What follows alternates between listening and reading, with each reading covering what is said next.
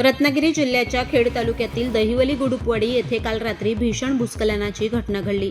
घटनेनंतर ढिगाऱ्याखाली अडकलेल्या नागरिकांना काढण्यासाठी प्रशासनाकडून युद्ध पातळीवर मदतकार्य सुरू झालं।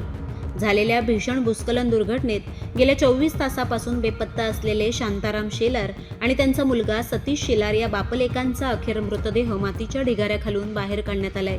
घटनेनंतर तात्काळ सुरू करण्यात आलेल्या शोध मोहिमेत एनडीआरएफचे पथक, खेड पोलीस, रत्नागिरी पोलीस, महसूल प्रशासन, अग्निशमन दल, खेड मदत ग्रुप आणि स्थानिक ग्रामस्थांनी अथक परिश्रम घेतलेत। मुसळधार पाऊस, चिखल आणि सतत कोसळणाऱ्या मातीमुळे शोधकार्य अत्यंत आव्हानात्मक ठरत असताना बचाव पथकाने अखेर दोन्ही मृतदेह शोधून बाहेर काढण्यात यश मिळवलंय। या दुर्घटनेत शेलार कुटुंबावर दुःखाचा डोंगर कोसळला असून परिसरात शोककळा पसरली आहे। दोन्ही मृतदेह शवविच्छेदनासाठी कळंबणी उपजिल्हा रुग्णालयात पाठवण्यात आले असून पुढील कायदेशीर प्रक्रिया सुरू आहे।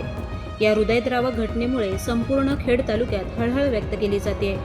दरम्यान दुर्घटनास्थळी मंत्री योगेश कदम, पालकमंत्री उदय सामंत, भाजप नेते व माजी नगराध्यक्ष वैभव खेडेकर यांनी देखील भेट दिल्याची माहिती समोर येते। मी खेडच्या टोकापासून आता रत्नागिरीपर्यंत स्वतः प्रत्यक्षात मुसळधार पावसानं झालेल्या नुकसानाची पाहणी केलेली आहे।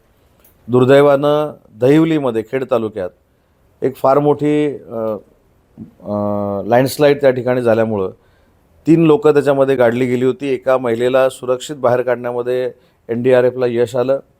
लँडस्लाईड ज्या ठिकाणी होऊ शकते पुढच्या 4-5 दिवसात किंवा पावसामध्ये, तिथल्या सगळ्या लोकांना शिफ्ट करण्याचे पालकमंत्री म्हणून मी आत्ताच्या बैठकीमध्ये निर्देश दिलेले आहेत। मी या अतिवृष्टीच्या पार्श्वभूमीवरती संबंध महाराष्ट्रामधील जनतेला, विशेषतः रत्नागिरी जिल्ह्यामधील जनतेला आम्ही आवाहन करतो। आपण सह्याद्रीच्या पायथ्याशी आपण सर्व आहोत। आपल्याला सर्वांना कल्पना आहे की दरवर्षी आपण ह्या अतिवृष्टीचा सामना आपण करत असतो।